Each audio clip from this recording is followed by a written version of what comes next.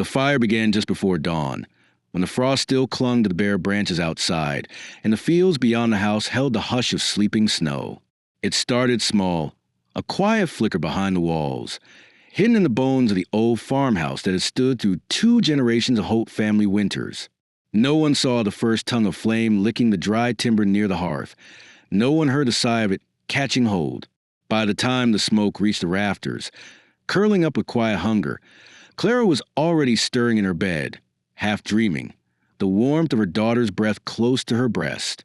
She hadn't slept well, hadn't slept deeply in months, not since Ruth's birth. Nights were broken things now, fragmented by the soft cries of a newborn, by the constant instinct to listen for life. That morning, Clara woke with shiver, unsure why, the cold pressing against her spine even beneath the heavy woolen quilts. At first, she thought it was just a chill, the wind whispering through the gaps in the windows, or the fire in the hearth dying down the coals.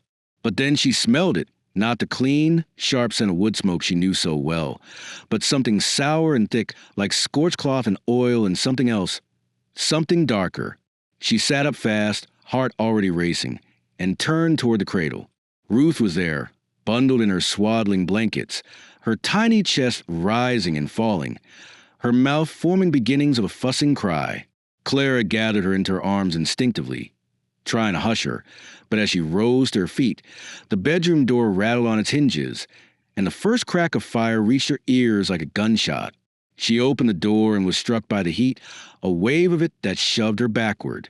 The hallway beyond was already thick with smoke. At the far end near the stairwell, a wall of flame leapt and twisted like a creature alive, devouring the banister, curling up the wallpaper. She screamed for Henry, her husband, but her voice was swallowed by the roar. The baby writhed against her chest, coughing once, a small sound that nearly undid Clara entirely. She turned, trying to find another way out. The window. She stumbled toward it, knees buckling under the weight of panic and the child. The latch was stiff with cold, but she forced it open with numb fingers, gasping as the frigid air bit her face. There was no roof outside this window, no porch or soft landing, just a long drop to the frozen yard below, and the fields stretching out, silver and blue in the early morning light. Clara looked down, calculating. Could she jump with Ruth? Would it kill them both? A second crash behind her made the decision for her.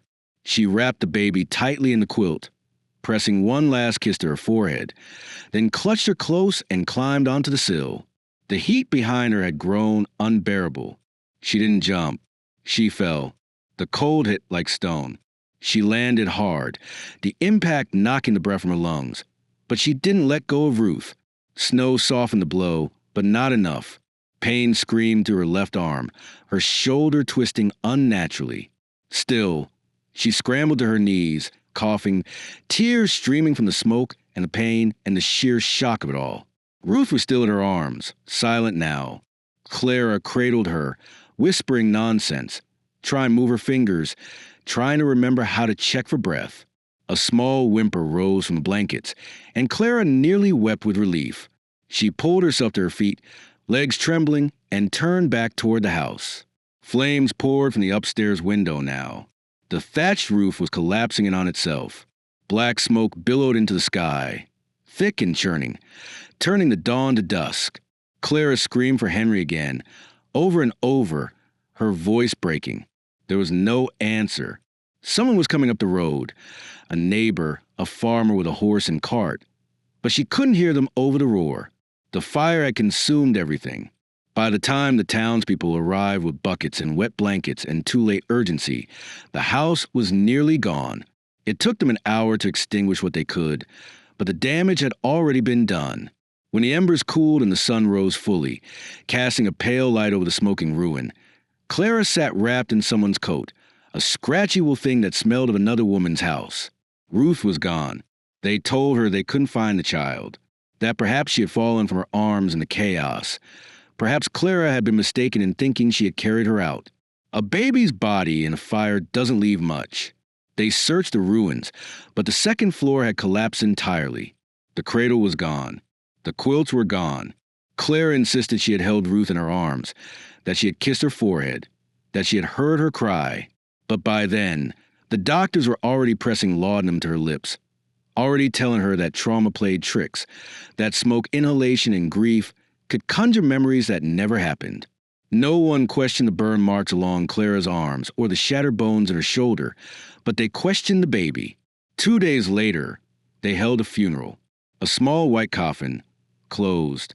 No body inside, just a handful of charred remains found beneath a collapsed beam. A child's shoe, they said, though no one could say for sure.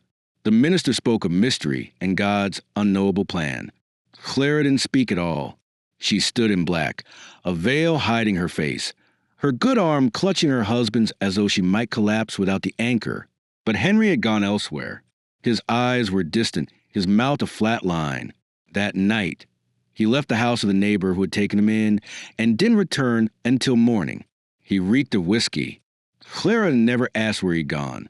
There was a silence between them now, one too wide to bridge. In the weeks that followed, Clara drifted through her days like a ghost.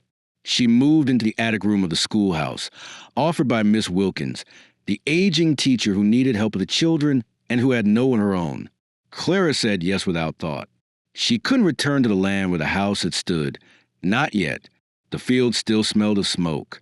When she passed by, the wind carried it to her, even weeks later, even when no one else noticed. It lodged in her lungs, a reminder. In the attic, she unpacked a few things she'd salvaged, a cracked teacup, her mother's shawl, a photograph half burned. The rest was gone. Spring came late that year. Snow clung to the edges of the fields until April, reluctant to surrender. Clara rose each morning before the school children arrived, swept the floor, boiled tea in the schoolhouse kitchen. At night, she marked lessons by candlelight, the soft scratch of ink her only company. She spoke little. But each evening, just as the light began to fade, she walked the road to the ruins. She stood among the blackened beams and the broken stones and planted lilies, one for each day Ruth had lived. She never said her name aloud, but the earth heard her. Henry left for good by midsummer. No note, just an empty drawer and a silence deeper than the one that had come before. Clara didn't cry. She barely noticed. Grief had reshaped her from the inside out. She no longer moved like a woman with a future, but like one rooted in mourning. Her steps were slow, deliberate, her gaze always searching. Sometimes she would stop mid-sentence while teaching, staring at a child's face as though seeing someone else entirely. The other teachers learned not to ask questions. The children learned not to speak too loud. Still, time did its quiet work. The town grew used to her silence. They stopped calling her Poor Clara and started calling her Miss Holt. She became something still and dependable, like a fence post in snow. People respected her in the way they respect the broken things that haven't yet fallen. And Clara, in turn, began to write again. Little notes in the margins of her ledger, small prayers scribbled in the corners of her books. She did not hope, not really, but neither did she let the memory go. And though the world moved on, trains ran, wars came, children were born and grew and left, there was always one light that remained in Clara's attic window each night. A single candle, lit just after sunset and left to burn until dawn. She never explained it. But if someone had asked, if someone had dared to press their hand to her shoulder and say the words that had remained unspoken for years, she might have whispered the truth, that it wasn't just memory that haunted her, but something else. A hum beneath her skin, a weight that shifted with the wind, a voice that sometimes called to her in dreams. She never saw the baby's body. She never held her lifeless in her arms. She never saw proof. Only smoke, only silence, only the absence of breath. And so she kept the cradle, scorched and cracked, tucked under a blanket in the corner of the attic room. It had been pulled from the ashes by a neighbor boy days after fire. Clara had cleaned it, scrubbed away the soot with shaking hands, and placed it gently by the window. She never placed another child in it. But every night, before she blew out the candle, she would look toward and imagine a small hand, a warm breath, a quiet sigh in the dark. That was how she remembered Ruth. Not in flame, but in silence. Not in loss, but in waiting. The town of Blackridge moved on, in the way all small towns do, quietly and with the unspoken consensus that what could not be changed must be folded into the fabric of daily life.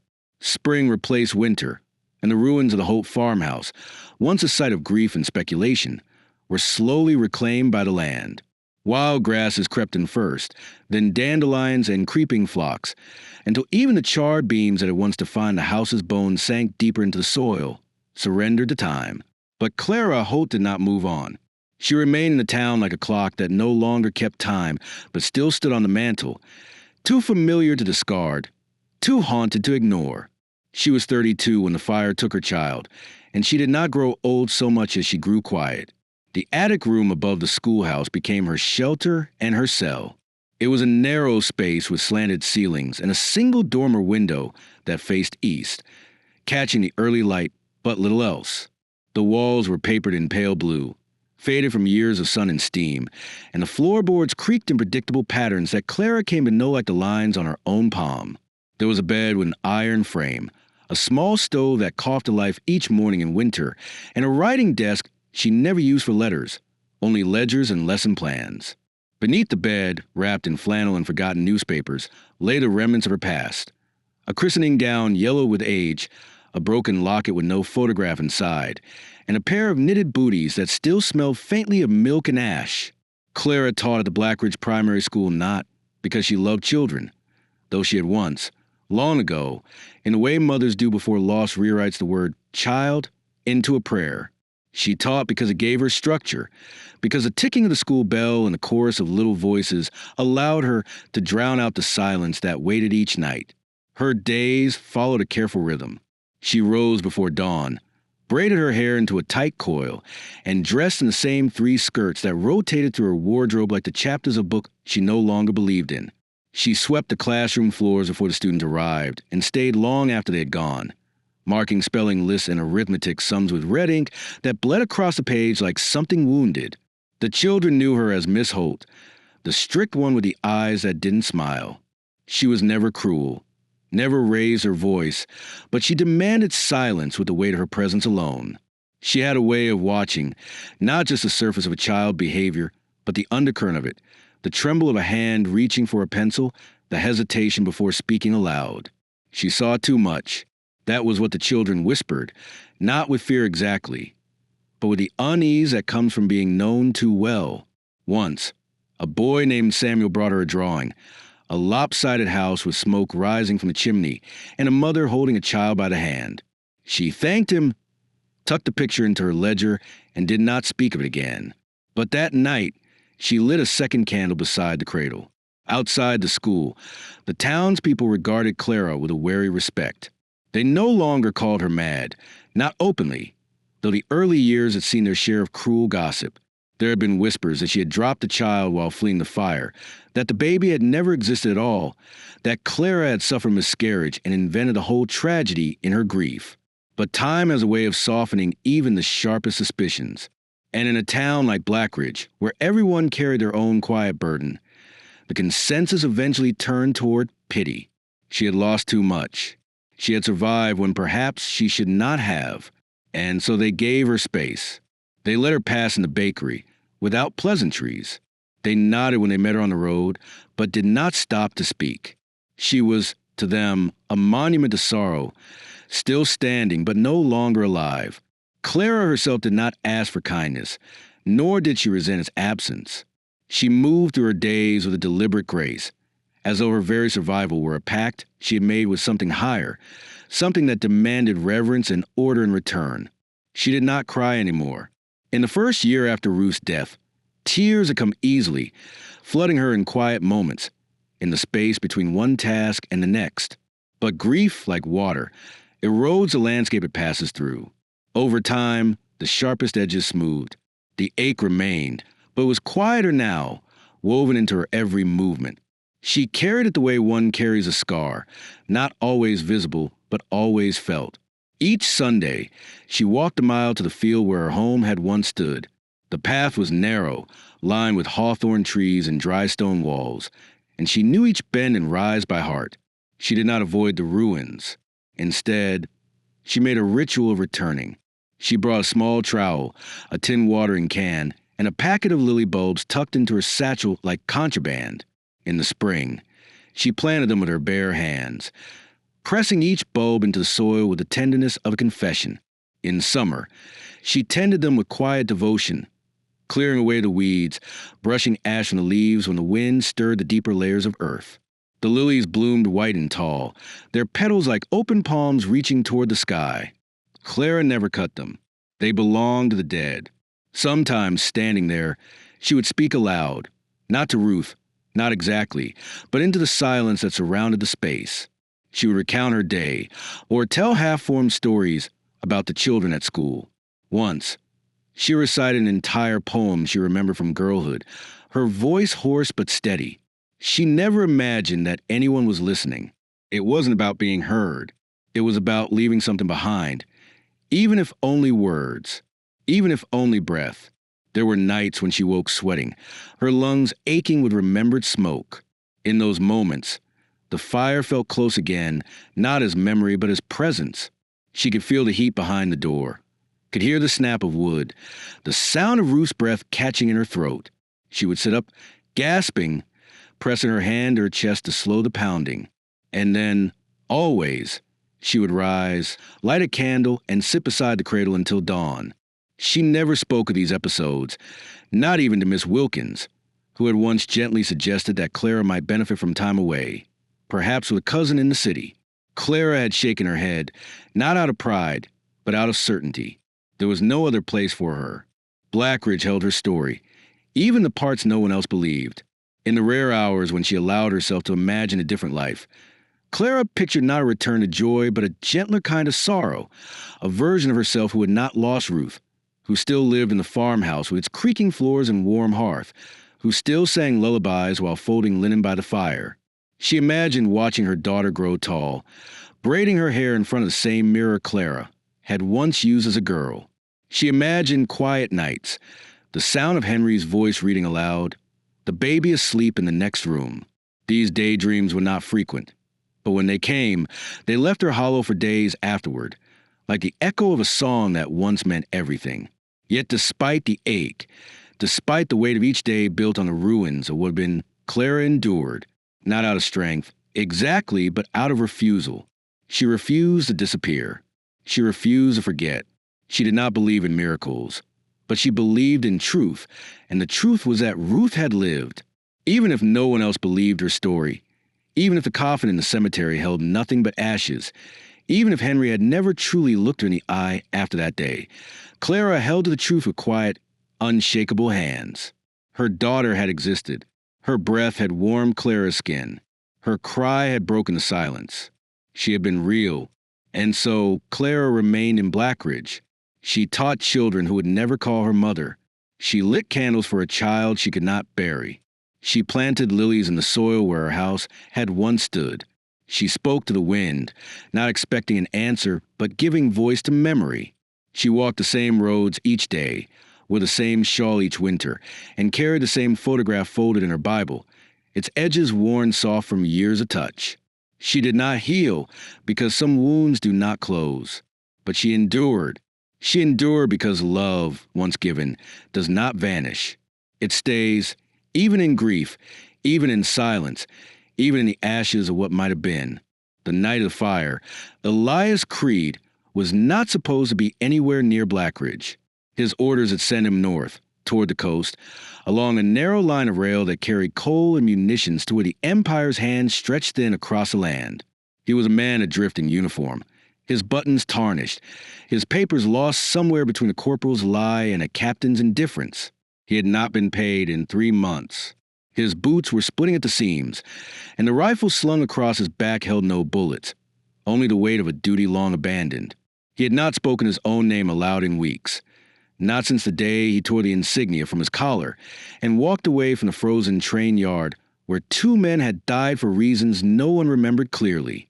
He was running from war, but more than that, from himself. Every mile between him and the last outpost felt like one he didn't deserve. Each sunrise only proved he had survived again, and with every dawn he felt the weight of guilt like a stone in his gut. When he first saw the smoke rising from the edge of the hills near Blackridge, he thought it was a signal fire. He thought perhaps someone was calling for help, or else it was the kind of blaze soldiers lit when there was nothing left to hold. But as he crested the ridge and the flames came into view, he realized it was not war, not strategy, not anything so impersonal. It was a house, burning fast and violent, the roof collapsing inward like a throat swallowing air. By the time Elias reached the perimeter of the yard, the snow was turning to slush beneath the weight of fire's breath. He could see figures moving, neighbors perhaps, faces smeared with soot, shouting things he could not understand. No one saw him arrive. He crouched beneath a split fence post, the flames casting long shadows across his face, and watched as a woman threw herself from an upper window, a bundle clutched to her chest. She hit the ground hard, her body twisting unnaturally, but she rose almost instantly, sobbing, her hands clinging to the bundle and then running toward the road, toward help, away. Elias stayed where he was, not out of fear, but uncertainty. He didn't know what he was meant to do. His life no longer had a script.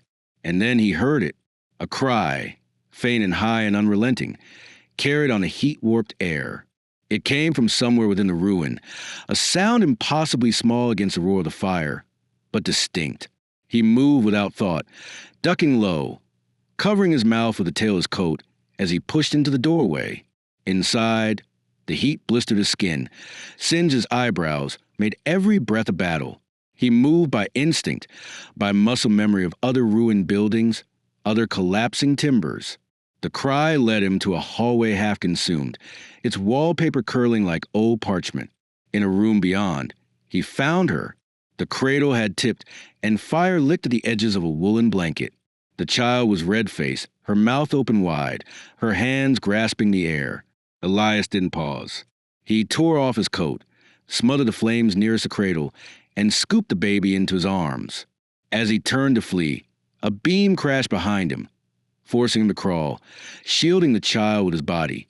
He emerged from the house broken and smoking, his eyes wild, his hands shaking. No one saw him. The crowd had followed the woman. The fire had drawn them all to the front of the house, and Elias had come in from the rear. He moved quickly, stumbling across the field behind the barn, through the thick snow, down a hollow path that twisted away from town.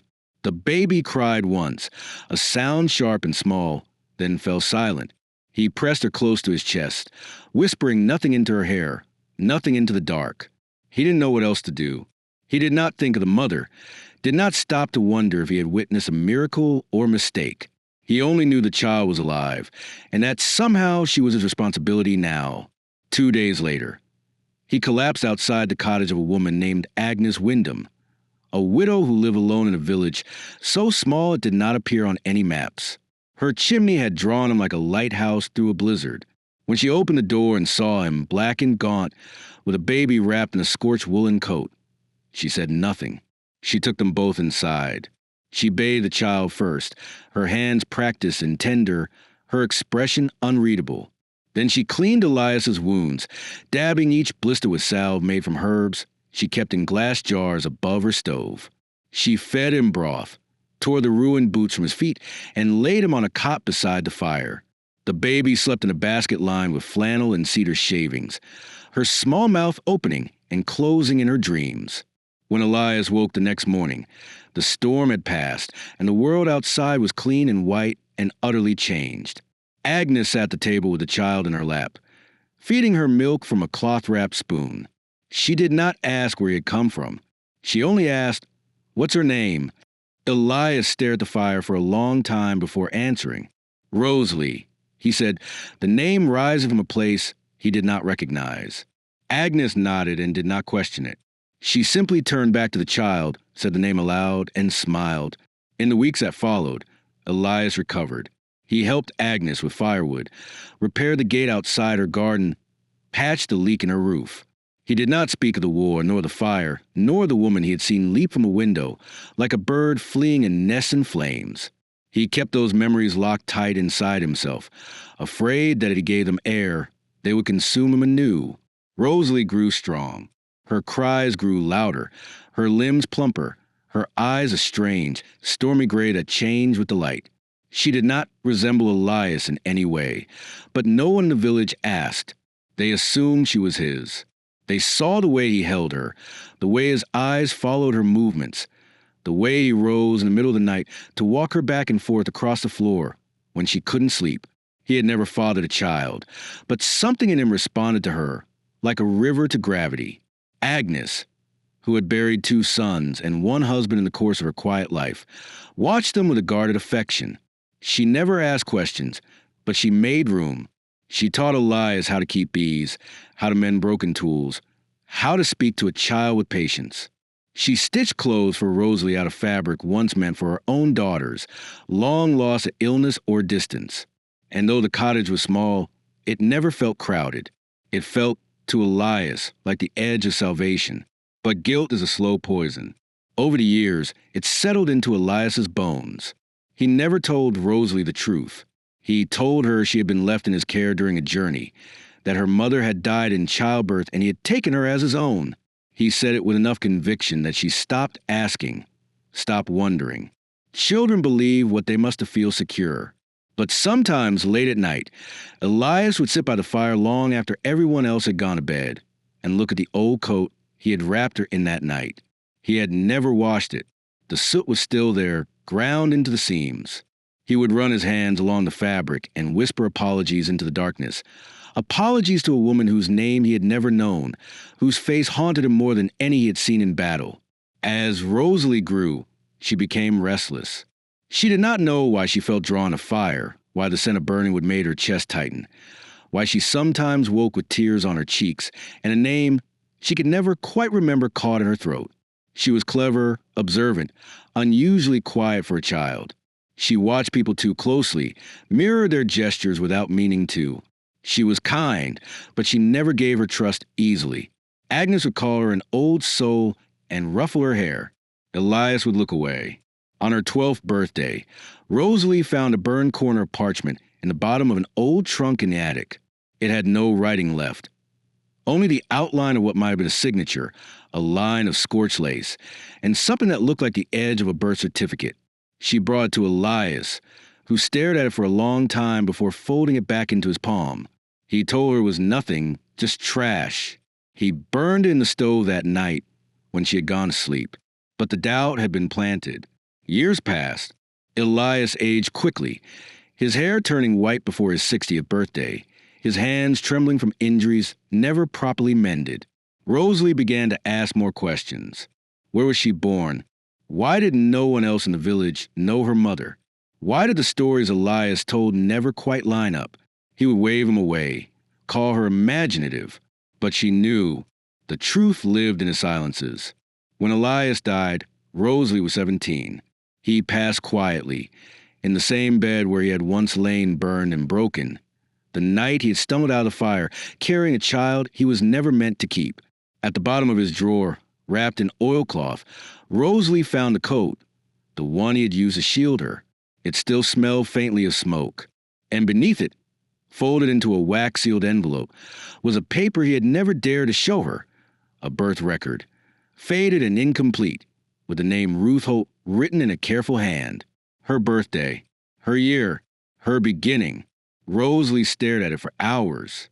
Something inside her shifted. Something long dormant stirred to life. She did not cry. Instead, she stood in the doorway of the cottage that had raised her and watched. The barracks at Densbridge Outpost were not built for comfort. They were long, drafty halls of rough timber and iron-framed cots, soaked in the smell of rust and boot polish, filled with a constant drone of movement. Soldiers murmuring in sleep, radios squelching with static, the distant crack of gunfire echoing from the northern training fields. It was there, in that liminal space between discipline and disillusionment, that Rosalie found herself in the spring of 1930. She had enlisted under the name Rosalie Creed, and the ink had barely dried on her papers before she was assigned to signal duty. The war was quiet for now, but the Army never stopped preparing for the next storm. She wore a private's uniform like a second skin, stiff and newly issued, her hair tied back beneath her cap, her boots freshly lacquered but already aching with the promise of long marches.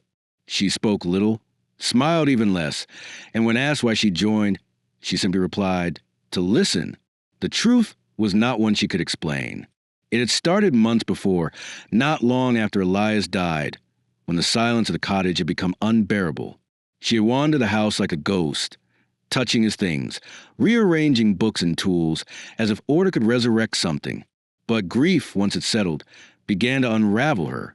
She found the papers he'd hidden, his army discharge form, creased and yellowed, and the sealed envelope containing a single name written in another's hand. Ruth Holt, a date that matched her own birthday.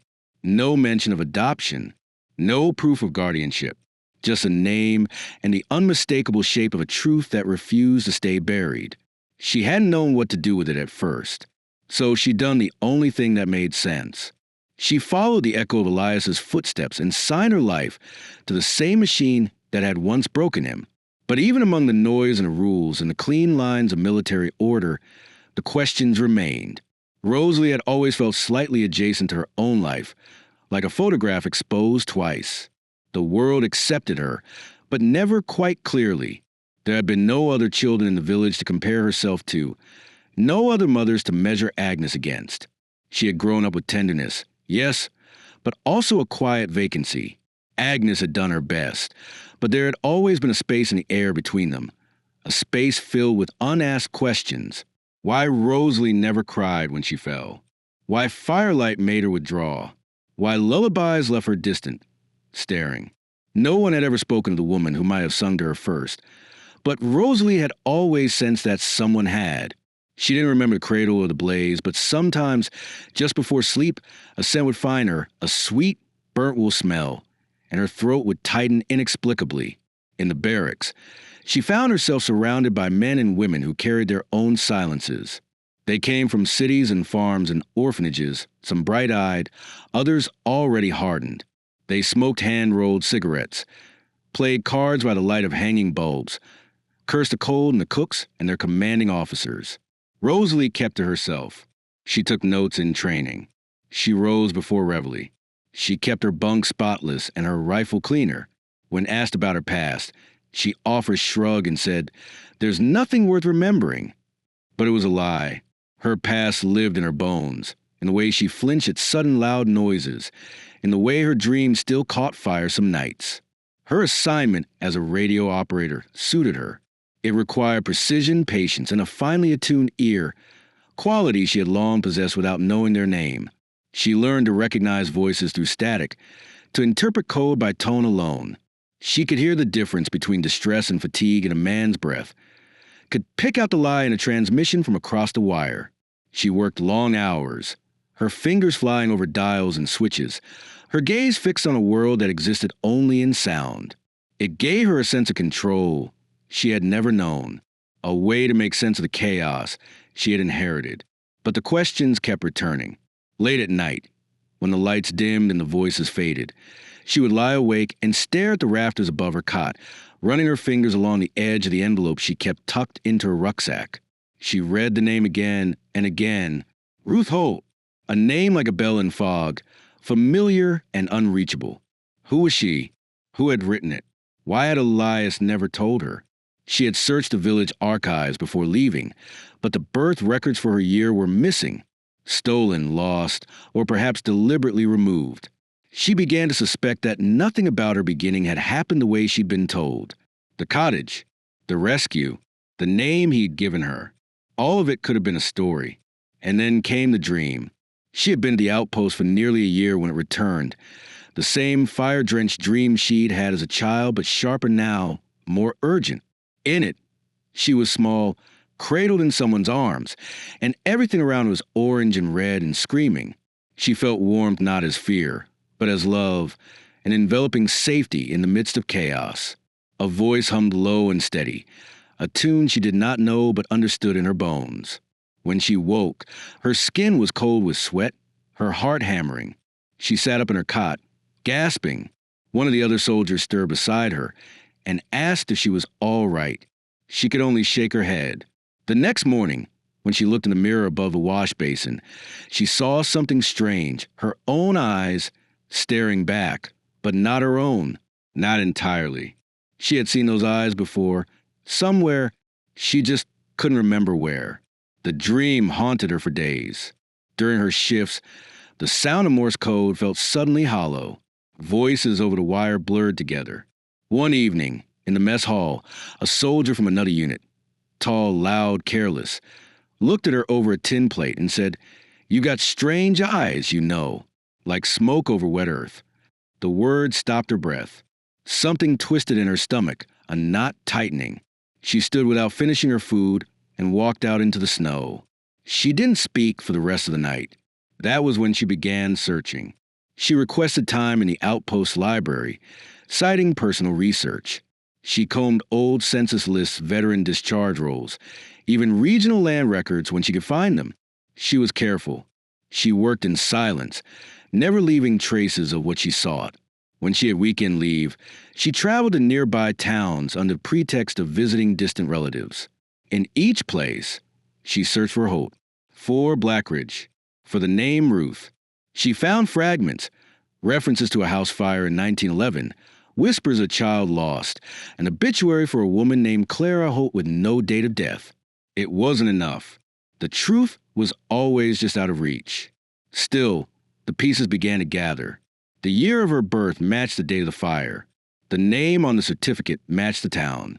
And her face, when she stared at it long enough in the barracks mirror, did not resemble Elias or Agnes or any of the villagers she had grown up around. She began to wonder whether she had ever truly belonged to them at all. Perhaps her entire life had been borrowed. Perhaps she was the echo of a life that had nearly ended, a ghost walking on borrowed time. Then, in the summer of that year, she was sent to a supply station near the southern border, where the war had once raged the hardest. There, in a dusty filing room filled with abandoned papers and misfiled forms, she came across an envelope labeled Blackridge Incident, 1911. It was nearly crumbling with age. Inside were only 3 items: a witness statement and signed, a burned edge of what looked like a property deed, and a baby's hospital tag with the letters RH scrawled in smudged ink. Rosalie held the tag for a long time. She did not cry. Instead, she folded the papers carefully, tucked them into her coat, and left the filing room in silence. When she returned to the barracks, she did not sleep. She sat at her desk, lit a small oil lamp, and wrote her resignation. She told no one where she was going.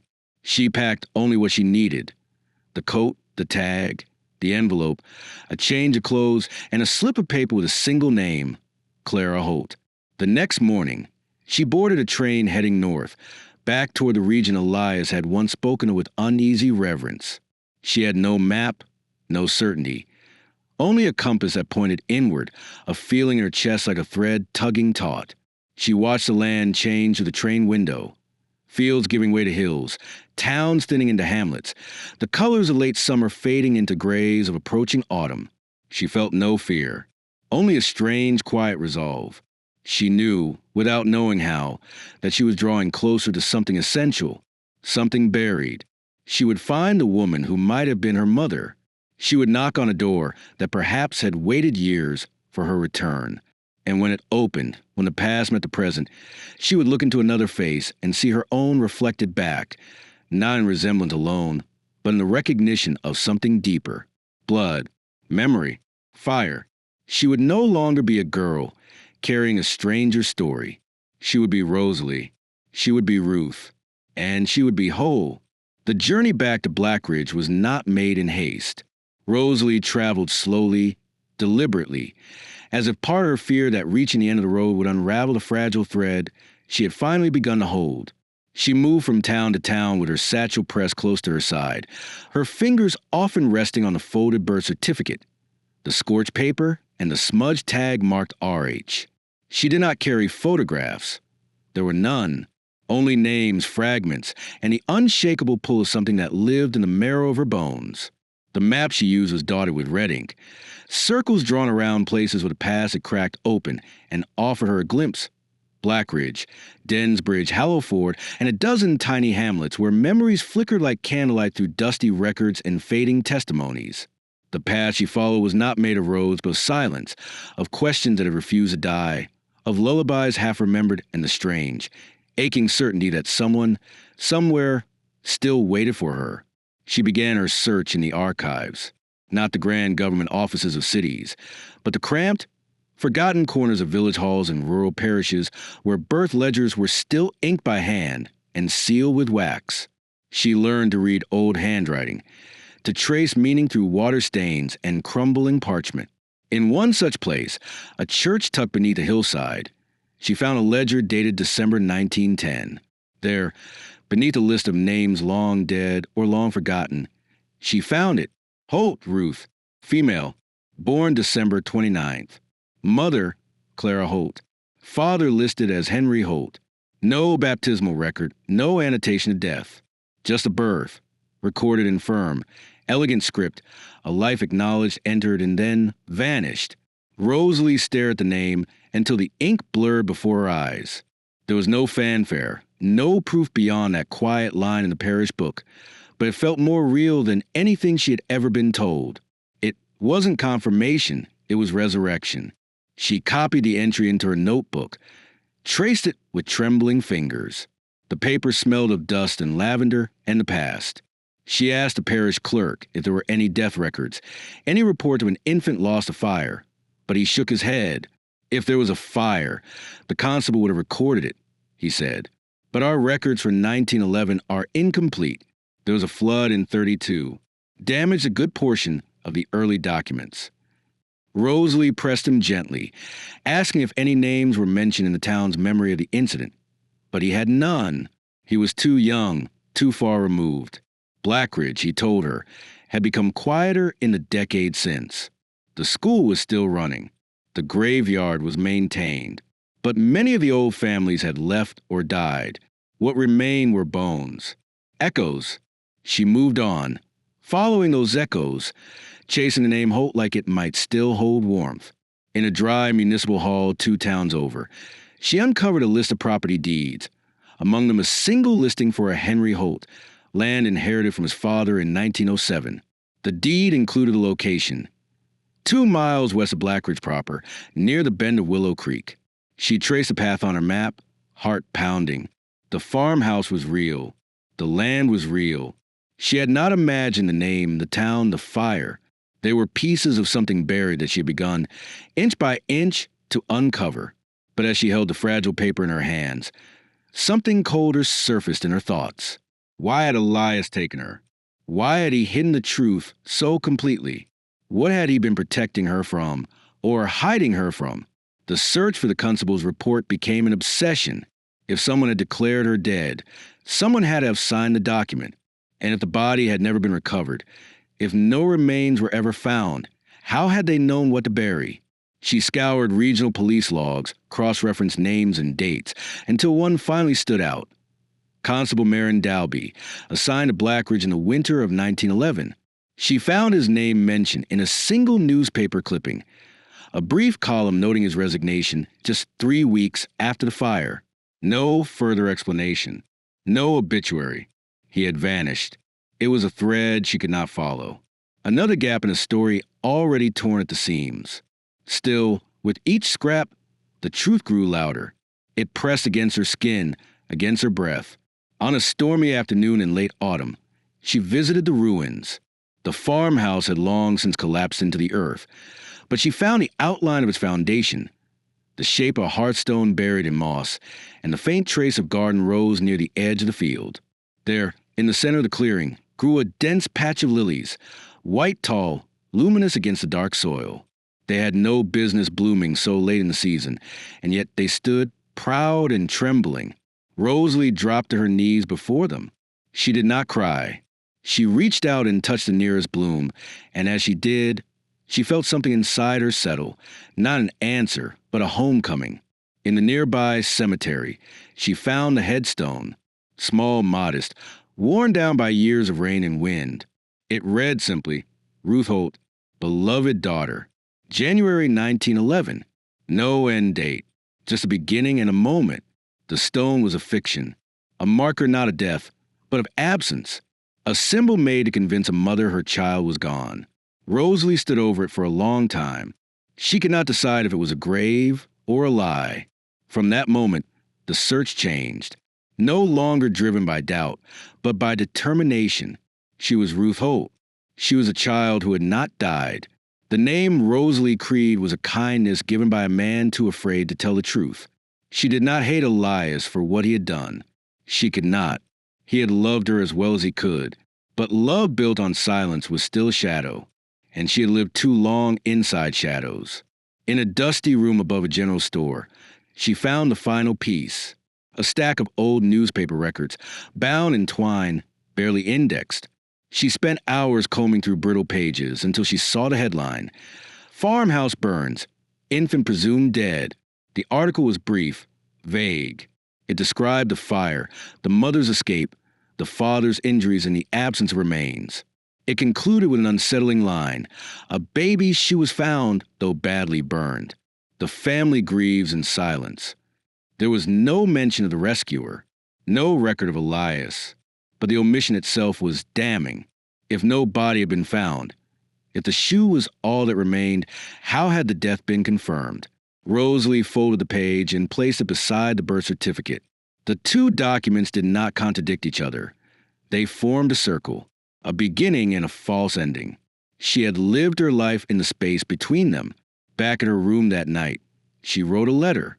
She did not know the address, only the name, Clara Holt.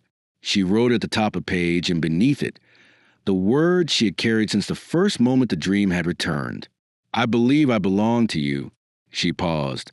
Then, with a trembling hand, added, "I was not lost. I was taken." She did not mail it. She would carry it herself. Deliver it by hand. Let her face be the letter. Let her eyes tell the rest. On the final day of October, Rosalie walked the road into Blackridge. The wind was high, the sky a vault of slate and thinning light. She wore her uniform, pressed and clean, her boots polished. She carried nothing but her satchel and her name. She passed the schoolyard where children played under the watch of women with tired eyes. She passed the grocer, the church, the crumbling stone walls that lined the edge of town like ribs. And then she saw it. The schoolhouse with its slanted roof, its narrow bell tower, and the small attic window lit by a single flickering candle. She stopped in front of the gate, her breath caught in her chest. The candlelight glowed like a heartbeat. Her heart thundered. She opened the gate, walked to the door, raised her hand, and knocked. The knock came softly, almost respectfully, but with a certain weight behind it. 3 measured taps, neither urgent nor timid, each spaced with intention. Clara sat at the small desk in the corner of the attic room, halfway through copying a spelling list for the next day's lesson. Her pen paused mid-stroke when the sound came. The wind outside had quieted. The afternoon had sunk into one of those brittle autumn silences that felt suspended, as if the world itself were holding its breath. She hadn't had a visitor in weeks, not one that knocked. Miss Wilkins would have called out her name from the garden. The children wouldn't climb the stairs. The postman left the mail in the box and departed without ceremony. This knock, then, did not belong to the ordinary world. It arrived with the strange finality of a turning page. Clara felt it deep in her ribs. For a moment, she did not move. Her eyes lingered on the window, where the light had turned the color of fading parchment, and where the reflection of the candle on her desk flickered like a second sun. Then, quietly, she placed the pen down, folded the paper carefully, and stood. She made her way to the narrow stairwell, the old floorboards shifting beneath her steps like memories rising. At the bottom of the stairs, she hesitated, her hand resting on the doorknob, her breath caught with a sudden, inexplicable tremor. It occurred to her that this moment was not ordinary, that somehow she already knew something was waiting beyond it that would unmake and remake her in the same breath. She opened the door. The woman standing there was tall, composed, still. She wore a soldier's uniform, neatly pressed, boots laced tight, a satchel resting at her side. Her hair was pulled back in a braid, the kind that betrayed both discipline and youth, and her face was pale but calm, as if she had walked through a storm to reach this doorstep, and now stood in the eye of it. For the span of one heartbeat, Clara saw only a stranger. But then, as her eyes lifted and locked with the woman's gaze, time folded. Something ancient and familiar rose from the deepest part of her. She had always imagined that memory was like a photograph, faded, frozen, immutable. But in that moment, Clara realized that memory was breath and fire and blood. The stranger's eyes were hers. Not like hers. Hers. The exact shade of stormy gray that had once stared up at her from a cradle. The eyes that looked at her through lashes damp with sleep. The eyes she had imagined so off in the dark, trying to conjure them from ash and fog. And now, here they were, clear and living, staring back at her with a stillness that shattered everything Clara had built to survive. She could not speak. Her hand dropped from the doorknob. Her knees weakened. The woman, Rosalie, reached into her satchel and withdrew a folded piece of paper. Without a word, she held it out. Clara's hands trembled as she took it, her eyes barely daring to leave the woman's face. She opened it. A birth certificate. The ink faint but legible. Asterisk Ruth Holt. December 29th, 1910. Asterisk her name. Her daughter. The certificate slipped from Clara's hands, fluttering to the floor like a feather in slow descent. She reached out, unsteady, uncertain, and her fingertips brushed the edge of Rosalie's sleeve. "No," she whispered, voice thin and fractured. "You can't." But the words didn't finish. Her breath caught, twisted, and then broke. She stumbled backward, clutching the doorframe. Rosalie stepped forward, catching her lightly by the elbow, steadying her without force. Her grip was gentle but firm, a gesture that felt impossibly old and heartbreakingly new. Clara looked up into her face, studying every line, every flicker of emotion held carefully behind her calm. She saw the girl she had held, the child she had mourned, and the woman who had grown in silence and distance. For a moment, it felt like drowning in the very ocean she had been walking beside her entire life. They said nothing for a long while. The wind stirred a few fallen leaves at their feet. The candle in the window flickered again, as if acknowledging what neither of them could yet voice. Clara reached down, her fingers curling around the edges of the certificate. She folded it again, slowly, and pressed it to her chest. Her voice, when it returned, came out broken but sure. "Come inside." Rosalie followed her up the stairs, ducking slightly beneath the low frame. The attic room was warm, modest, lit by the last light of the day, and the single candle still burning on the desk.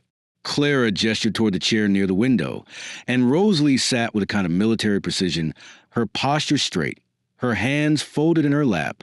Clara lowered herself onto the bed, her gaze never leaving Rosalie's face. The silence between them shifted. No longer empty. It was waiting. Clara's fingers moved restlessly across her skirt, twisting the fabric, searching for grounding. "I saw you die," she said finally, the words barely above a whisper. "I was told you had. There was nothing left. They buried a coffin with no body.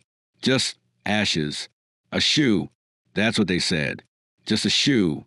Her voice faltered. "I thought I carried you out. I thought I saved you. I thought I must have dropped you in the smoke, or imagined it all. And then they told me I was wrong. That grief makes liars of memory." Rosalie's eyes softened. She opened her satchel again and pulled out another folded item, charred along the edge, brittle with age. She laid it gently on the desk. "This was with me," she said. "The man who raised me, Elias. He found me in the fire. He took me, said he thought he was saving me. But he never brought me back." She looked up at Clara. "I think he was afraid." Clara stood unsteady and crossed the desk. She stared at the paper. A burnt remnant of the past, fragile proof of what had been stolen. Her fingers hovered above it. "He stole you," she said, and the bitterness of it coiled around her voice. "He let me mourn a grave that held nothing." Her chest rose sharply, and she turned away, her hands gripping the edge of the desk. "All these years," she whispered, "I lit candles for a ghost." Rosalie didn't rise. She watched her, quietly, as if afraid to shatter her mother further with movement. "He loved me," she said after a moment. "Not well, not honestly, but he tried. He gave me a name. He taught me how to walk, how to read, how to listen, but he never gave me the truth." Clara turned then, her eyes wet, her hands trembling at her sides. She took a step forward, then another. "Let me see you," she said, not as a command, but as a plea. Rosalie stood. They were nearly the same height. Clara reached up and touched her cheek, tracing the curve of her face as though trying to read the years carved there. "You have my mother's jaw," she said softly, "and your father's brow. But those eyes, my God, those eyes, I saw them in my sleep for 20 years. I thought they were dreams." Rosalie closed her eyes at the touch. "I saw you too," she said, "in dreams. But I never knew your name until last year. Never knew why fire made me feel afraid and safe at the same time." Her voice cracked. "I didn't remember your voice. But when I woke from those dreams, I always heard someone humming." Clara's hands fell to her sides. She stepped back, sat again, and stared into the middle distance. "I never stop humming," she said, "every night. By the cradle, the one I kept, even when they told me I was mad." She looked back at Rosalie. "You were never a ghost of me, just lost." The words settled between them like dust in the candlelight. Rosalie walked to the window, stared out at the village below, the narrow streets, the quiet roofs, the gentle curve of the hills beyond. "This place," she said, "it feels familiar, but I don't know if I belong here." "You don't have to," Clara replied, her voice steadier now. "You don't have to belong anywhere. Not anymore. You've come home. That's enough." Rosalie turned back, her eyes shadowed. "I don't know how to be your daughter." Clara smiled, small and aching. "And I don't know how to be your mother now. But we'll sit. We'll talk. We'll listen. We'll begin." They did not cry. Not then. There'll be tears later. Tears born not of sorrow, but the quiet, almost unbearable relief of recognition. For now, there was just the warmth of the room, the rhythm of breath, the hush of a life restarting. Clara stood once more and moved to the hearth, lit a second candle from the flame of the first, and placed it on the windowsill. She turned to Rosalie. "One was always for you. Now there will be two." Rosalie stepped beside her. Together. They stood in the fading light. The past no longer wound a scar they both bore, a mark of what had been taken, and what, by some miracle, had been returned. In the days that followed Rosalie's arrival, the attic room seemed to shift its shape. It had once held only memory and ritual, a space suspended in the long echo of grief, but now it bore the awkward weight of presence. It was not the kind of reunion that found its footing in easy joy. There was no rush of maternal instinct restored, no instinctive embrace between long-lost blood. What existed between Clara and Rosalie was something quieter and stranger, a mourning for the years they had not shared, a tentative reaching across a chasm of time that neither of them fully understood. They did not speak of the lost 20 years all at once, nor try to explain the gap. Instead, they coexisted in the attic as if in a fragile truce, two souls trying to rejoin a thread that had been snapped in infancy and left dangling in the dark. Clara made tea each morning, boiling the water on the small stove in the corner with a precision that mastered nerves. She never asked how long Rosalie planned to stay. She did not ask about the army or the war or the name Creed. Instead, she laid out an extra set of linens on the second cot and set a basin for washing beside the window. Rosalie unpacked slowly. She removed only a few items from her satchel, a folded uniform shirt, a worn photograph of Elias she had found in the back of his drawer, and the tattered paper bearing her original name. She placed a certificate inside a book Clara had written the year after the fire, a slim volume of poems she had never published but kept close, pages marked with pressed flowers and penciled notes in the margins. The book sat on the shelf near the cradle, as if waiting for this moment to find completion. They filled the room with silence, but it was no longer empty. It breathed, it shifted. At first, they moved around each other with the kind of delicate care that strangers do when forced into close quarters. Rosalie rose early out of habit and would sit on the stoop outside the schoolhouse with a mug of tea, watching the morning mist lift off the fields. Clara, always a few steps behind, would join her with her shawl wrapped tightly around her shoulders, and they would sit without words, watching the world bloom in today. It was Rosalie who broke the quiet first, not with stories but with questions, small ones, hesitant. "What was my favorite song?" she asked one morning, her eyes fixed on the soft, waving grasses beyond the schoolyard. Clara did not answer right away. She closed her eyes and hummed instead, low and steady, a tune that lived in her bones. Rosalie turned her head slowly, a tremor flickering across her face. "That's it," she whispered. "I've heard that before. I thought I imagined it." Clara smiled, and the smile was a little broken. "You never imagined it. I sang it every night, even after." In the evenings, Rosalie helped stack firewood and sweep the classroom floors, falling easily into the rhythm of Clara's life. She didn't speak of the war, not directly, but her body did. The way she folded her hands behind her back when she stood, how she listened for her footsteps even in silence, how her shoulders remained taut even in sleep. One night, a thunderstorm passed through the valley, the sound of it deep and sudden, the sky cracking open with fury, drove Rosalie upright in bed, breath ragged, hands clenched in fists. Clara awoke with the instinct of a mother she had once been, sat quietly on the edge of Rosalie's cot, and simply laid a hand on her back. Neither spoke. They sat together until the storm passed and the dark softened into calm again. In the attic, their shared silence gave way to murmured conversation and then to memory. Clara began to speak of the farmhouse, not of its burning, but of its living. She told Rosalie about the orchard Henry had tried to plant, about the way Ruth's tiny hands used to curl into fists when she was hungry, about the songs they had sung on long winter nights when the snow made the world feel closed in and quiet. She described the smell of the baby's hair, the softness of her cries, the strange, holy fatigue of motherhood. And Rosalie listened, her hands sometimes trembling, her eyes sometimes filling. She began to piece together her beginning not from documents or facts, but from Clara's voice, from the shape of memory rebuilt aloud. But not every story soothed.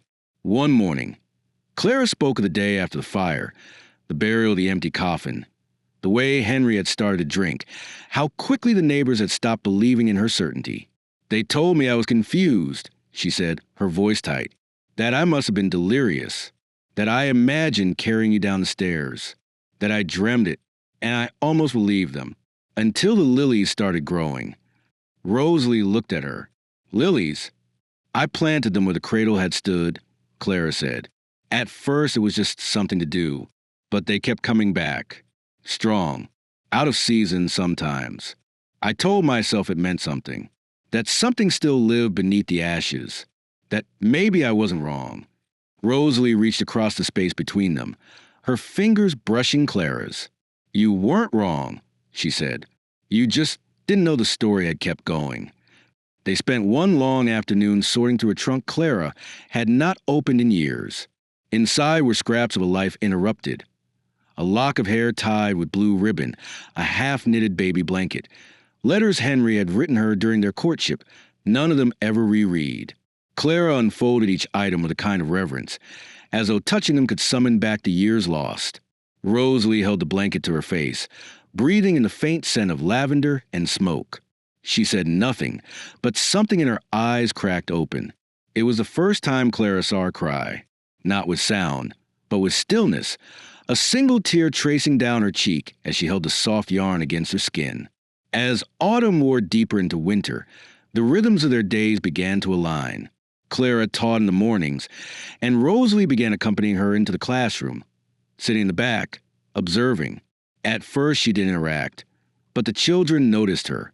They whispered about the soldier woman with the gray eyes who walked with quiet strength. Then one day, when Clara lost her voice to a cough, Rosalie stepped in without instruction and read to the class from a worn copy of The Secret Garden. Her voice was low, even, and at the end, when one of the boys asked her where she learned to read like that, she replied simply, "From someone who believed in quiet things." Clara watched her from her seat at the back of the room, her heart full and aching. Here was her daughter, standing in her classroom, filling the silence she had once believed permanent. She thought of the night spent humming to an empty cradle, of the candles burned down to stubs, of the prayers spoken to a God she no longer knew how to name. And now, without miracle or announcement, the child had returned, not as a baby, not as a girl, but as a woman who carried the past in her bones and was still willing to try. In the evenings, they read together. Clara pulled out books she had kept tucked in drawers, the ones she had once meant to read aloud to Ruth. Rosalie listened, sometimes reading aloud herself, her voice smoothing the edges of old grief. On one such evening, Clara began to hum without realizing it, a tune woven from memory and love, wordless but familiar. Rosalie looked up sharply. That, she said, that's the song from the dream. Clara paused. What dream? I used to dream of fire, Rosalie said slowly, and there was always someone singing through it.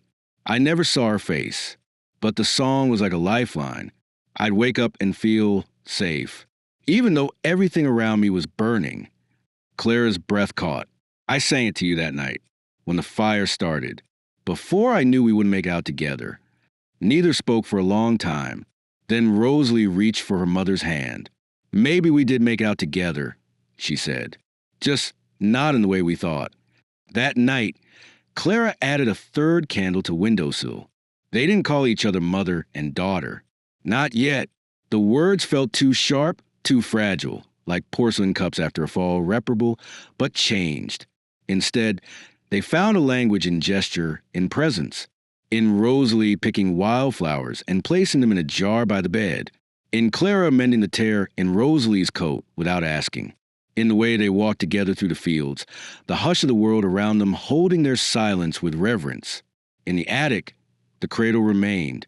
Still empty, still sacred. But now it was no longer a shrine to loss. It was a symbol of survival, of something carried, not buried. Rosalie stood before it one morning and rested her hand on its rail. Do you ever think, she asked quietly, that we get to begin again? Clara stepped beside her. I think, she said, we begin every time we choose to stay. Rosalie nodded. She didn't speak. But that night, before they turned down the lamps, she looked across the room and said, Good night, Mom. It was barely a whisper, but it was heard. Clara didn't respond right away.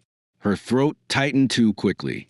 When she did speak, it was through tears she did not wipe away. Good night, my Ruth. They fell asleep with the candles burning and the window open, the air filled with the quiet breath of healing, not a return to what had been, but a slow, honest becoming. And for the first time in 20 years, the night they waited until the thaw before beginning the search. Winter in Blackridge had wrapped itself tight around the hills, draping white sheets over the fields and drawing silence deep into the bones of the village. The roads were slick and narrow, the trees skeletal and humming with ice, and each morning the world unfurled from frost like something caught between sleep and breath. Clara and Rosalie spent those cold weeks folded into the attic, their routines softening into shared habits. Tea steeped side by side, books passed back and forth across the worn rug, lullabies hummed while folding laundry, not for any child but for the space that memory still occupied. They spoke often, but only about the small things, the behavior of the school children, the patterns of wind on the pane, the stories in the local paper. The deeper truths hung in the room like low light, acknowledged with untouched waiting. It was Rosalie who first said the name aloud, Elias. Not in anger, not yet, but with a tentative reverence, as one might speak of a grave whose marker they had only recently come to understand. Clara had waited for it, dreaded it, and yet when she heard the name fall from her daughter's lips, she didn't flinch. She only looked away, toward the cradle, and nodded. I think I need to find him, Rosalie said. Clara turned back slowly, her face unreadable. To ask why, to understand what I'd become because of him. Clara hesitated. And if you don't like what you find? Rosalie didn't answer right away. Then I'll know, and I'll carry it the same way I've carried everything else. And so, when the ice began to loosen its grip on the land, and the trees sighed in preparation for spring, they packed a small bag and took the train east. Rosalie wore her uniform for the first time in weeks, not out of pride, but to remind herself of what she had survived. Clara wore her old traveling coat, the hem mended clumsily, her hands buried deep in the pockets. The journey was slow. The train clicked through towns that had not changed in years, and the windows offered glimpses of bare branches and smoke curling from chimneys, villages built on the same bones as Blackridge, holding their secrets beneath layers of weather and time. Elias had been listed as a patient at a poorhouse in a coastal parish near Dentmere, a place for men with nowhere else to go. His name had been entered with little detail. No next of kin, no occupation listed, only an age that felt too low to account for the where she remembered in his hands. Rosalie had found the address by combing through Army pension records and cross-referencing it against known lists of invalid veterans. The search had been slow, methodical, and painful. Each name scratched off the list had felt like a door closed too late. When she found the right one, the paper had nearly slipped from her fingers. They arrived on a Tuesday afternoon, the sea wind sharp and raw, cutting through their clothes like glass. The poorhouse stood on the edge of a salt field, its stone walls damp with moss, its windows clouded with the kind of neglect that settles in places where hope is rationed. Inside, the smell was a mixture of boiled linen, old bread, and time. A nurse at the front desk led them down a long hallway lined with doors, speaking quietly, as though afraid to wake the building's ghosts. "He doesn't say much," she warned. "Hasn't for years. Some days he doesn't know where he is. Some days he thinks he's still in France. But he remembers names. Sometimes." They reached the room. The nurse knocked softly, then opened the door without waiting. Clara stepped aside, letting Rosalie enter first. He sat by the window, facing the light, thin and hunched, a blanket draped over his shoulders. His beard was white and untrimmed, his eyes hollow but alert, scanning the horizon as if waiting for something he had long since missed. At the sound of the door, he turned, slowly, his gaze slipping from the window to the woman standing just inside. For a long moment, there was silence. Then Elias blinked, and something flickered in his expression. Recognition or disbelief. His voice came out rough and shallow. "Rosalie?" She stepped forward. "Not Rosalie." "Not really." He frowned. "Then what?" "My name is Ruth Holt. I'm the girl you pulled from the fire in Blackridge in 1911. The weight of it hung in the room like a stone. Clara remained at the threshold, her hands clenched in her coat pockets, eyes fixed on a man who had altered the entire trajectory of her life with a single act. She did not speak. She didn't need to. Elias's lips parted, but no sound came. He reached up and rubbed a hand over his face, as if trying to push through fog. "I didn't mean to," he started, then faltered. I thought you were dying. The fire. The others didn't see you. I heard you cry, and I thought I was saving you." Rosalie moved closer, her hands at her sides. "Still, you might have, but then you kept me. You took me from her. And you lied for years." "I didn't know how to undo it," he said, voice trembling now. "I didn't know where to go, how to say it. I was a deserter. I thought if I returned, they'd hang me. I thought if I told them, they'd take you in.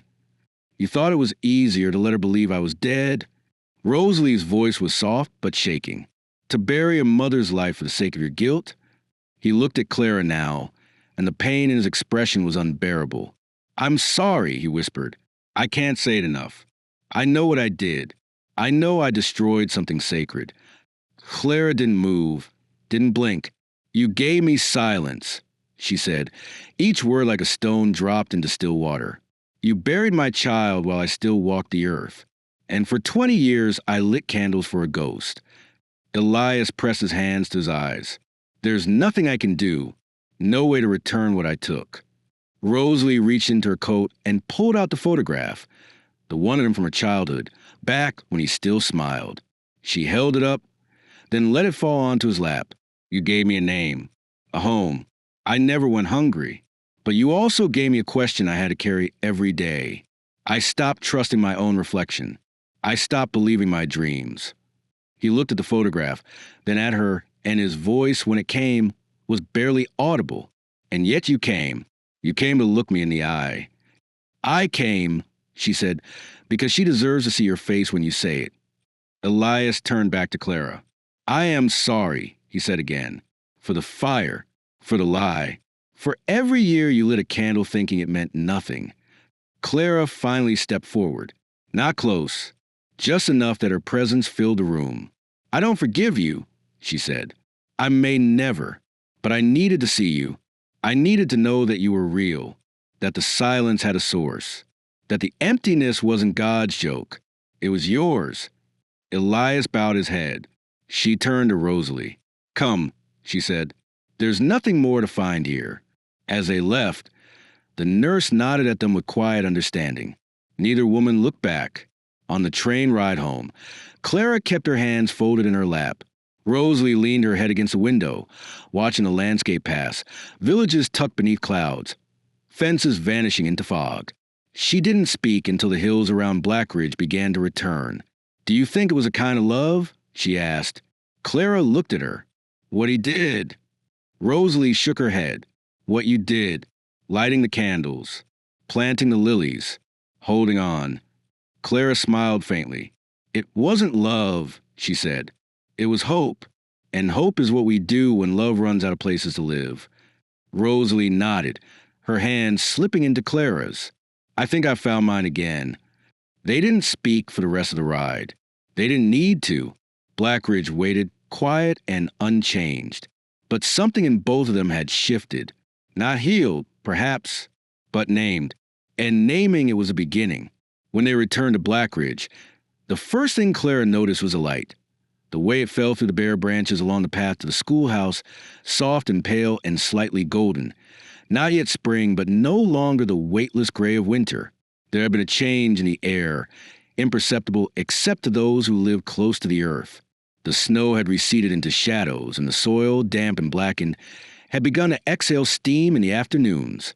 The town looked the same crooked fences, the same boarded window at the old mercantile, the same rhythm of cows driven home at dusk.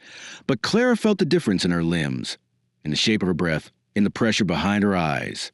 It was not the place that had changed. It was the way she carried it now. What had once been a map of loss was now the ground on which she stood, not unbroken, but alive. Rosalie walked beside her, silent, as she often was now, though not from the absence of words. It was the silence of someone who had heard too much and had learned to listen. Since their return from the poorhouse, from Elias's thin apology and the brittle shape of his ruin, Rosalie had become quieter, not colder, and there was a difference. Something inside her had shifted. It was not forgiveness, not entirely, but the release of something heavy, a burden of not knowing that she had carried like a stone beneath her ribs. Now she knew who had lifted her from flame, who had lied to her, who had given her love laced with absence. And she knew, more than ever, who had waited for her in the silence. Clara was not just a name now. She was a presence, a place to return to, a mother not defined by birth, but by endurance. The attic room welcomed them like a familiar breath. Clara had kept it warm during their absence, trusting Miss Wilkins to tend the stove, the classroom, the little routines of life that filled the days. Nothing had been touched. The candle still waited on the sill, the cradle still rested near the window, and the book of poems remained where Rosalie had left it, spine open, a sprig of pressed rosemary marking the page. They unpacked slowly, as if settling into a place they had never fully left. Clara folded away her traveling coat, smoothing it flat and storing it at the back of the wardrobe. Rosalie removed her uniform from the satchel and hung it carefully, almost reverently, beside the simple clothes Clara had stitched for her over the past months. Then they sat across from each other, hands wrapped around tea, and watched the room settle around them. Clara returned to teaching, not because she needed to, but because the children expected her now, because the rhythm of their chatter and the scuff of their shoes grounded her. Rosalie began helping more directly, stepping into the classroom in the mornings, offering quiet guidance to those who struggled with numbers or stammered over vowels. The children took to her slowly, uncertain at first of this soldier woman with storm-gray eyes, but in time they found comfort in her steadiness, the way she never rushed, never shamed, simply waited until the words came right. One girl, small and sharp-eyed, began following Rosalie like a shadow, slipping her drawings onto the desk and watching her face for approval. Rosalie never smiled broadly, but her approval, when given, was unmistakable, a soft nod, a hand resting briefly on a shoulder, the rare lift of the corner of her mouth. The children came to call her Miss Ruth. Clara heard it first during recess, the name echoing across the playground. Miss Ruth. She stood at the window, her breath catching for a moment, her eyes fixed on her daughter kneeling in the grass, tying a boy's loosened bootlace with quiet patience. She did not correct him. She did not need to. The name was not a burden anymore. It was a seed finally given room to grow. At home, their routines deepened. Rosalie began taking on chores without being asked. Mending curtains, scrubbing the baseboards, chopping kindling, and stacking it with near military precision. She worked with a kind of careful intensity, her movements still bearing the ghost of command.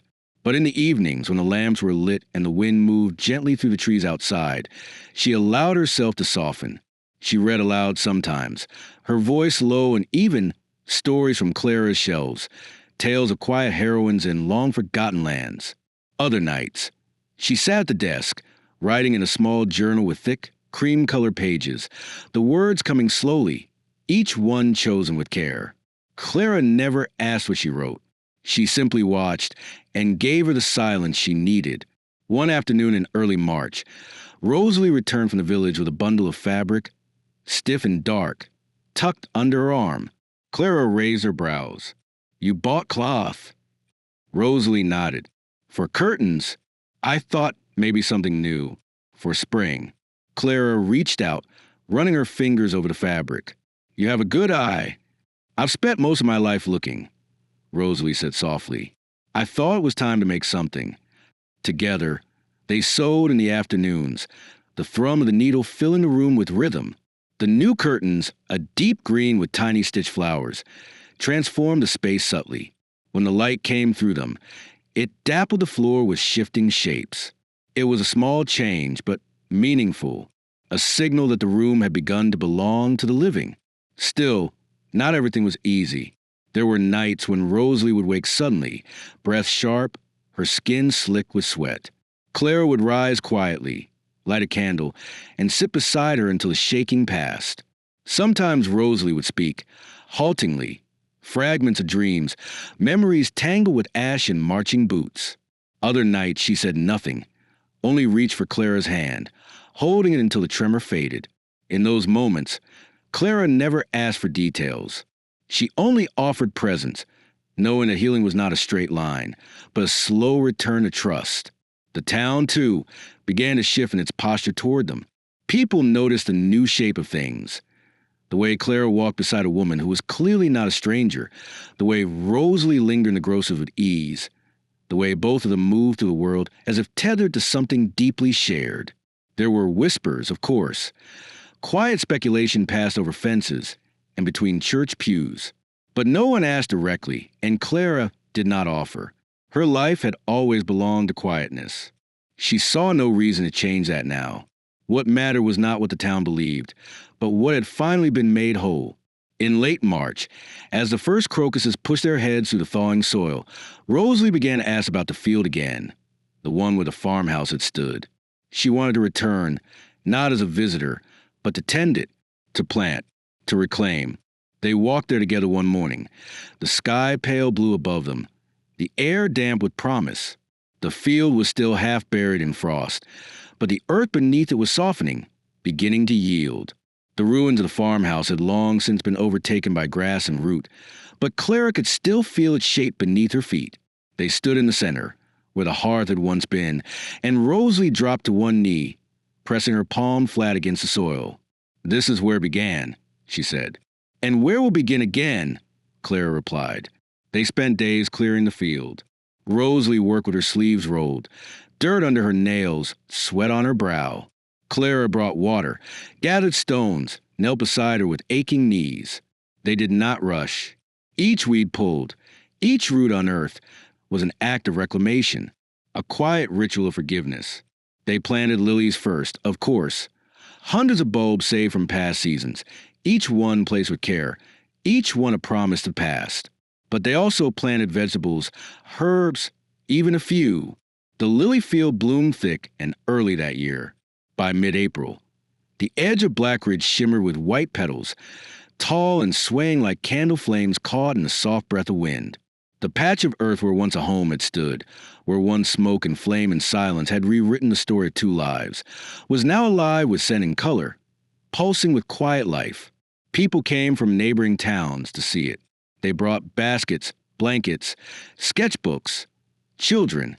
They spoke in low voices as they stepped around the flowers, as though entering a chapel. Clara never turned them away. She watched from the old stone wall as they walked among the lilies, and in her silence there was no bitterness, She had come to understand that grief, when finally named, becomes not only a private weight, but a communal thread. The field was not only hers now. It had become a place where the town remembered what it meant to wait, to survive, to begin again. Rosalie tended the lilies early each morning, her boots damp with dew, her hands calloused from weeks of labor. She had taken to the earth with a quiet devotion that neither glorified nor apologized for itself. She watered by hand. She weeded without complaint. She spoke softly to the bulbs as she planted new rows. Words not a superstition, but a ritual. She moved through the soil like someone remembering their first language. Clara watched her and saw not the baby she had once buried in her heart, nor the soldier who had knocked on her door with someone else's name, but a woman entirely her own, strong, scarred, rooted, and growing. Ruth, she sometimes whispered to herself in the evenings. Rosalie. Both names were true now. Neither canceled the other. Her daughter had returned, and in doing so had never left. The child they had taken in, little Ruth, as the neighbors had come to call her, fit herself into their lives without effort. She was not loud nor particularly expressive, but her presence was like sunlight on wood, gradual, warming, shaping the space without calling attention to itself. She took to the school quickly, trailing Rosalie as she had once trailed Clara. She asked endless questions, not just about lessons, but about the past, about what words meant and how stories ended, and why lilies bloomed when they did. She was not afraid of quiet. She sat often by the cradle in the attic, fingers brushing its edges, as though feeling for something invisible but real. Clara never stopped her. She understood what it meant to find comfort in the space left behind. In the evenings, the three of them gathered around the fire in the attic, each with a book or needlework or simply a cup of tea. No one demanded conversation. Sometimes Clara read aloud, her voice carrying the softness of dusk. Sometimes Rosalie wrote in her journal, head bent, the page catching the scratch of her pen. And sometimes the child fell asleep there on the floor, curled beneath one of Clara's shawls, her breath slow and even. These were not moments of revelation. They were moments of peace, built from the smallest bricks of consistency and care. That peace, once unthinkable, had become their language. One morning, Clara began to write again, not in fragments, not in her ledger or the margins of her students' workbooks, but truly write. Pages of prose that poured from her hands with steadiness she had not felt since girlhood. She wrote longhand, by lamplight, in the hours before the sun rose. At first she wrote about the lilies, about their bloom cycles, their roots, their unexpected endurance. But the pages began to stretch into something else. Memories surfaced. Her mother's laugh in the garden, the smell of Ruth's skin as a baby, the weight of Henry's silence in the years after the fire. She did not censor her grief. She wrote the truth, not only as it had happened, but as it had felt. She wrote of waiting, and of the body remembering what the mind had been forced to forget. She wrote of a knock on the door, and of the eyes that met hers in the doorway. She wrote of forgiveness that did not erase pain, but grew from it. She wrote of names, and how some are lost and some are returned. Rosalie read the manuscript in pieces. Late at night, one chapter at a time. She didn't say much. She simply turned the pages slowly, as though each one was a letter from a life she had lived without knowing it. When she reached the final page, she closed the notebook and sat in silence for a long time. Then she reached for Clara's hand and held it, neither of them speaking. That touch was a review Clara had never needed but would never forget. The town eventually learned the truth, not from gossip, but from the story itself. When Clara submitted the manuscript to the local printer, she used her full name for the first time in years, Clara Holt. The publisher, who remembered her from schoolhouse readings long ago, read the pages twice before replying. He called it a memoir. She called it a witnessing. It was printed in a small run, just enough for every house in Blackridge to receive a copy. No launch, no signing, just paper and thread, and the quiet arrival of a long-awaited voice. The title was simple, Ruth and the Years of Silence. People read it slowly, in kitchens and beside fires, with tears they did not always admit. They stopped Claire in the street to say things like, I never knew, or I'm sorry we didn't believe you, or my mother remembered the fire. But Clara never asked for those things. She only nodded, accepted their words with the grace of someone who no longer needed proof. It had never been about being right. It had been about not letting the truth die. By summer, the field behind the schoolhouse was known simply as Ruth's Field. A bench was installed beside the lilies, carved with a quote from Clara's book. Even Ash remembers what it meant to burn. Visitors left offerings, drawings, folded notes, stones with words etched into them. The children of the village played at its edges, careful not to trample the flowers.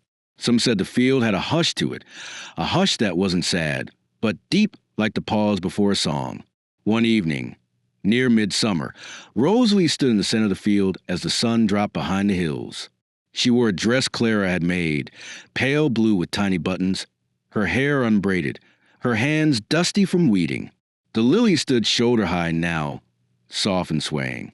She turned slowly, looking at the rows, the fence beyond, the schoolhouse visible in the distance. She breathed in the scent of earth and bloom and memory. Clara watched her from the porch, a mug of tea cooling in her hands, and for a moment she saw not the years lost, but all that had been salvaged. She saw not the fire, but the woman who had risen from it. Rosalie met her gaze and smiled, and the years collapsed into that single moment.